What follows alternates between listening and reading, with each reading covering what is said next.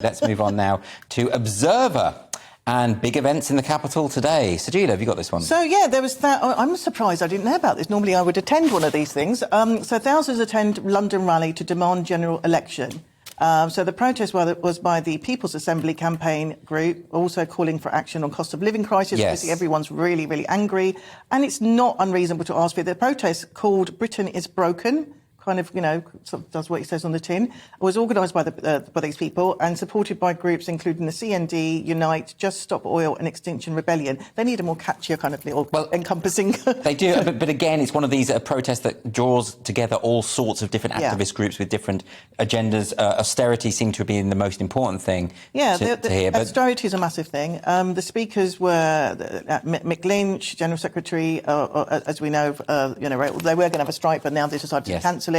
So, which is really nice in time for the protest. And Corbyn was there as well, wasn't he? Of course. It felt to me as though the timing was a bit off. I mean, because we're not really in a period of austerity. I mean, the government has just borrowed hundreds of billions of pounds to pay people to stay at home and not to work. Liz Truss, before she was deposed, announced a help package for energy bills, which could have cost upwards of 200 billion. The austerity package is going to be announced next week with the autumn statement. So they got their timing slightly wrong there. Plus, one thing that did become clear was that Mick Lynch, the General Secretary of the Rail, Maritime and Transport Union, who called off their expected strike yesterday, was there in a speaker. Presumably, the reason they called off the strike was so people could come to the demo in London. Protest. Oh, well, that's interesting. But do you think, though, Toby, I mean, their call for a general election, that's not unreasonable, is it? Given that we have a Prime Minister who doesn't have the mandate that Boris Johnson had. I mean, I know they don't have to have an election till 2024. Wouldn't the ethical thing, the moral thing be to do so? Well, I thought, imagining that if there's a change of government, let's say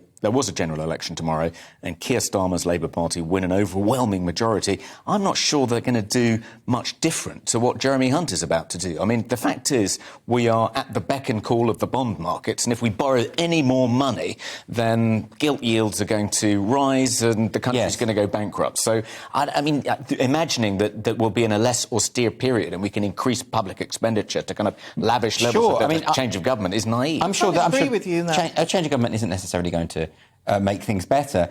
But the principle of the general election under these circumstances, that seems sound to me. What do you think, Sajeela? I agree with you that it's an ethical thing to do. I also concur with you that it doesn't mean to say that Keir Starmer, and I am a Labour girl, but that he's going to do any better because the country's just in a mess and someone's got to clear it up. And it's a thankless job. I think one last point is, yes, the Conservatives have changed leader midstream, but that hasn't triggered an election when Labour have done it. So when Brown replaced Tony Blair, I think the Tories said there should be a general election, and they told them to get on their bikes. And and it happened before with Callaghan and Wilson, and it happened, with Margaret Thatcher and John Major. So it's happened many times. It doesn't automatically trigger a general election. It doesn't make the principle wrong, though, just because the precedent isn't there. Okay. Anyway.